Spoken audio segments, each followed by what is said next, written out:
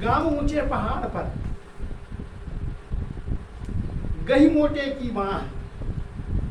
गांव ऊंचे पहाड़ पर अव मोटे की बाह। और कहीं कहीं गही मोटे की बाह ऐसा लिखा, कहीं कहीं है गही मोटे की बाह, एक जगह बीजक में ही आया है। साहब कहते हैं गांव ऊंचे पहाड़ पर, जैसे आप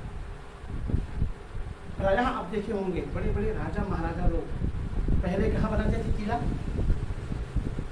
टॉप पहाड़ में, क्योंकि पहाड़ में कोई दुश्मन जल्दी चढ़ नहीं सकते थे, और चढ़ देता कोई समझ में आ जाए राजा को, शत्रु की शत्रु मेरे ताजमहल में अथवा तो मेरे ये किला में घुसने जा रहा है, तो पता है वहीं से बम फेंक देते, वहीं से गिरा देते हथियार, और पहाड़ में चढ़ने के पहले ही वो सेनाएं स्वाहा हो जाती। इसीलिए आप देखेंगे 100 में से 99 किला या तो नदी के किनारे बना है या तो पहाड़ में बना है। आप इलाहाबाद जाइए, सिमी का राजमहल, सिमी है ना आरंग के पास में, वहाँ का राजा। हाँ जी जी, कहीं भी आप जाइए तो एक तो किला में बनाएंगे या तो पहाड़ में बनाएंगे या तो चारों ओर नदी हो, जैसे ताजमहल यमुना के किनारे, बिल्कुल यमुना से बिल्कुल उधर बिल्कुल नदी है, बैंक ऑफ द रिवर किनारे। और कहीं कहीं अभी समतल जमीन में बनाए तो चारों ओर क्या करते हैं, खाई खोद देंगे, कितना 100 फीट खाई, और चारों ओर से पानी भर देंगे ताकि कोई दुश्मन आए तो पानी में डूब मर जाए, और एक तरफ के ओर खुला रखेंगे। साहब कहते हैं गांव ऊंचे पहाड़ पर। गांव को हम पहाड़ पर क्यों रखते हैं? अक्सर करके दुश्मन का हमला ना हो। अच्छा, आप पहाड़ में चढ़ेंगे तो लोग कितने बड़े दिखाई देंगे? छोटे छोटे दिखाई देंगे। जैसे आप जहाज में चढ़ जाएं, ऊपर पहाड़ में चढ़ जाएं, तो जैसे लोग कीड़े मकोड़े जैसे छोटे छोटे दिखाई देंगे। साहब जी कितना बढ़िया उदाहरण देते हैं। इसी प्रकार से गांव ऊंचे पहाड़ पर, यदि आप ऊंचे जब चढ़ जाते हैं, आप जब बंधनों से जब आप ऊपर उठ जाते हैं, तो आपको संसार तुच्छ दिखाई देता है। ऊंचा जब हो जाते हैं आप, एक श्लोक आता है, दरिद्रो यशत संतुष्ट कृपणयो जितेंद्रिया गुणेषु शक्तः धीर संगो गुण संगो विपर्ययः।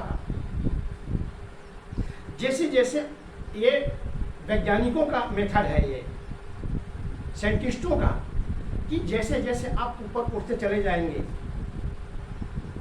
तो आपका शरीर हल्का वेटलेस, आपका भार एकदम कम होता चला जाएगा, और एक जगह ऐसी अवस्था आएगी जब आप चंद्रमा और पृथ्वी के बीच में आप चले जाएंगे तो आप इतने हल्के हो जाएंगे रुई के समान कि आपकी सारी नसें फटने लगेंगी। ये वैज्ञानिकों का एक केवल मेथड ही नहीं है, वैज्ञानिकों का ये नियम भी है। इसी प्रकार से महापुरुष जो होते हैं, बंधनों से जब ऊपर उठ जाते हैं, आत्म तत्व से जब परम तत्व को जब वो लोग क्या बोलते हैं, प्रस्थान करते हैं, आत्मज्ञानी हो जाते हैं, तो एकदम हल्के हो जाते हैं, निर्बंध, निष्कलंक, निष्कपट, निर्चाह। और उसी को साहब जी कहते हैं, चाह गई चिंता मिटी मनुआ बेपरवाह, और जिनको कछु नहीं चाहिए सो सहन प्रतिशाह, वो बादशाह बन गए। संत मतलब बादशाह। और मैं कुछ दिन में कहा था ना आपको कि स्वामी राम तीर्थ एक हुए हैं लाहौर में, जब पाकिस्तान का बंटवारा नहीं हुआ था 1947 के पहले, तो अपने आप को बादशाह वो समझता था, ये बादशाह है, ये राम तुम तो बादशाह हो। वो जा रहे थे अमेरिका पानी जहाज में चढ़ करके, उनको पता चला कि कोई मुसलमान कोई बादशाह भी जा रहा है अरब कंट्री के, तो उनको पता चल गया कि एक और बादशाह जा रहा है। बोले अरे एक जहाज में 2 बादशाह कैसे? नहीं, ये राम बादशाह नहीं जाएगा। वहाँ से उतर गया।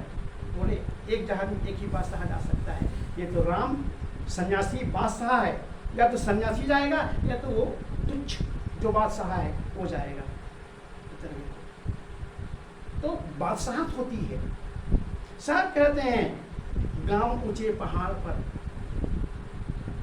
ये महापुरुषों की दशा को इसमें बतलाएं कि ऊपर चढ़ने पर सब लोग छोटे दिखाई देते हैं, और नंबर 2 कि ऊपर गांव बनने से हम निष्कलंक हो जाते हैं, निश्चिंत हो जाते हैं, जल्दी हमारे ऊपर में हमला नहीं होता है। ये दोनों बातें साहब जी इसमें बतलाए। अब आगे देखिए, अमोटा की माँ।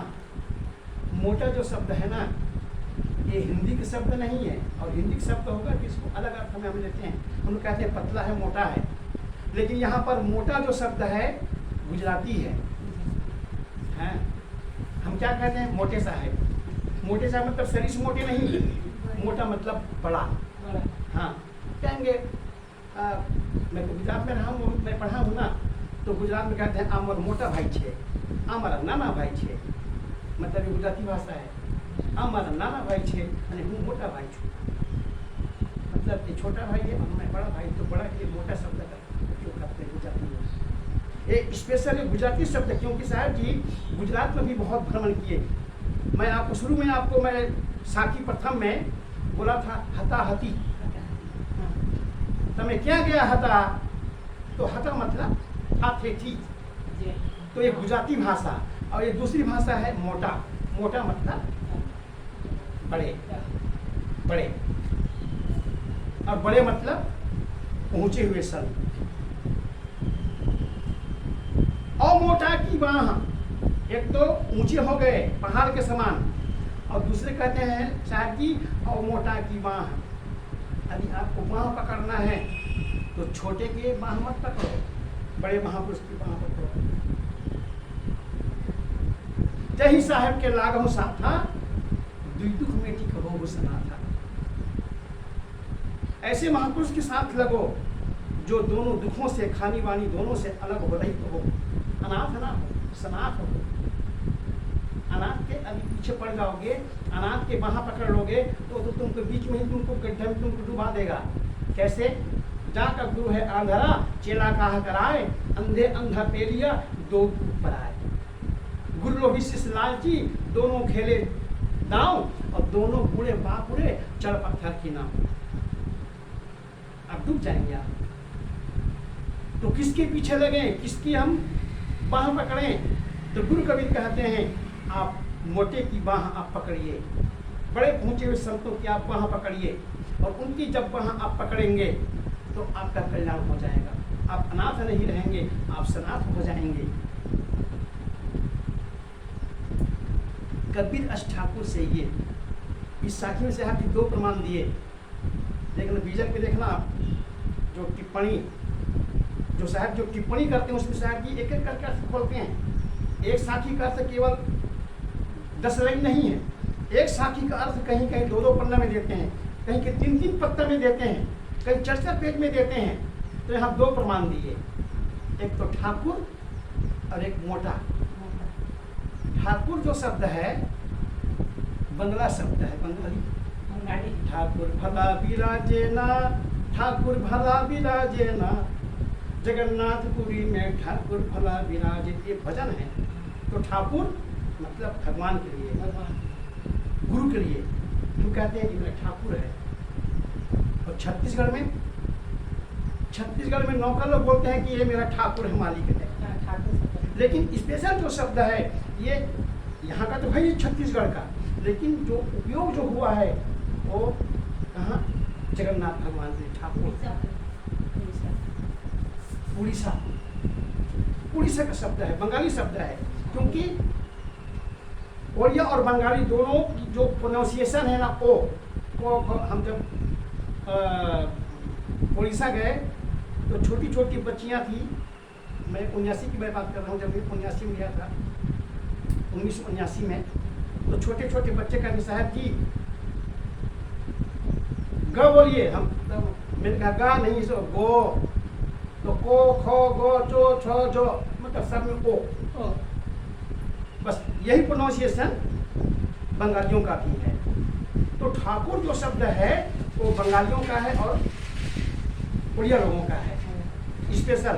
तो साहब कहते हैं कबीर अष्ट ठाकुर से ये, कबीर मतलब जीव, कबीर मतलब कबीर जो है वो साहब जी सभी जीवों के लिए उपयोग करते हैं, क्योंकि सबके अंदर में वो कबीर विराजमान है, सबके अंदर में वो चैतन्य रवियाराम विराजमान है।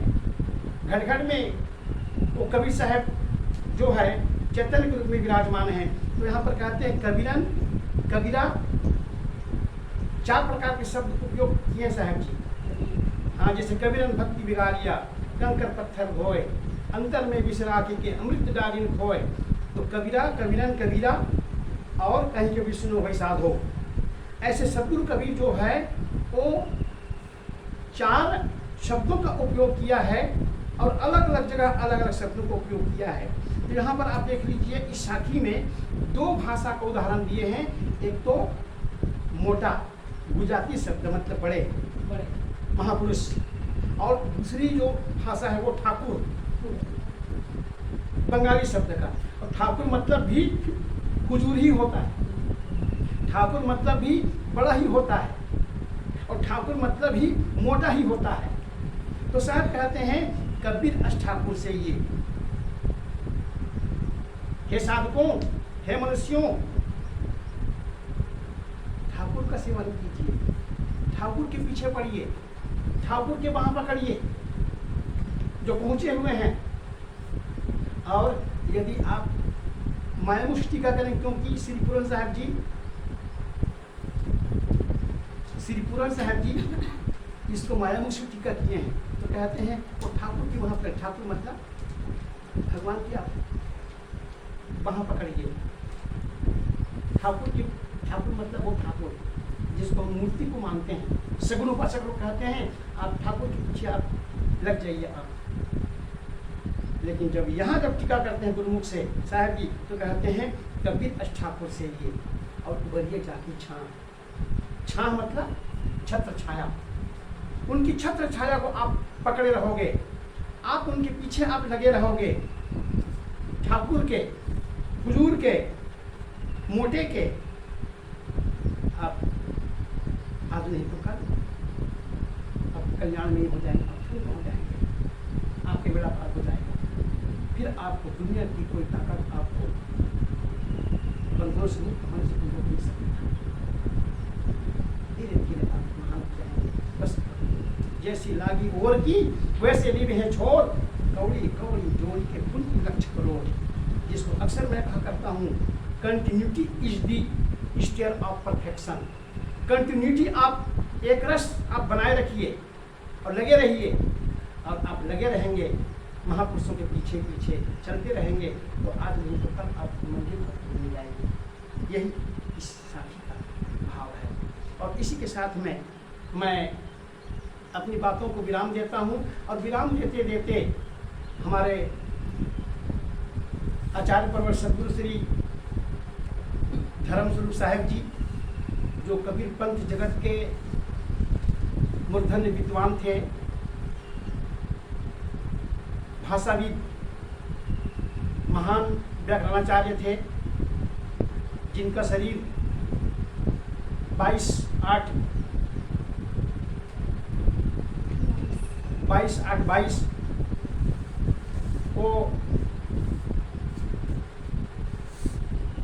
अपने नश्वर शरीर को छोड़ करके स्वरूपहीन हो गए थे। आज उनकी समाधि आज दी जा रही है, और साथ साथ में इसी सप्ताह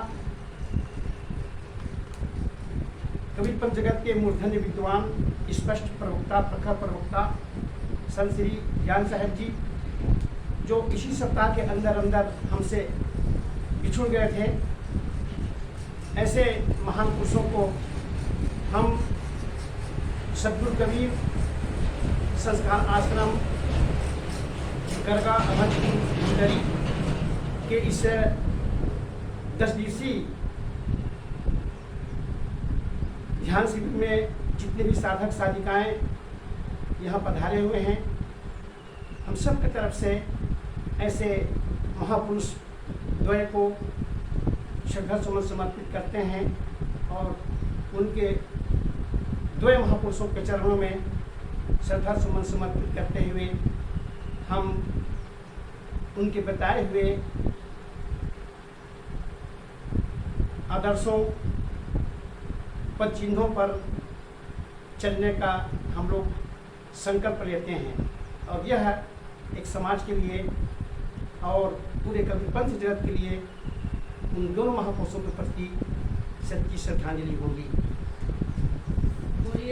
बोलिए सतगुरु कबीर साहेब की, सतगुरु श्री धर्म स्वरूप साहेब की, श्री ज्ञान साहेब की, साहेब बंदगी, साहेब बंदगी, साहेब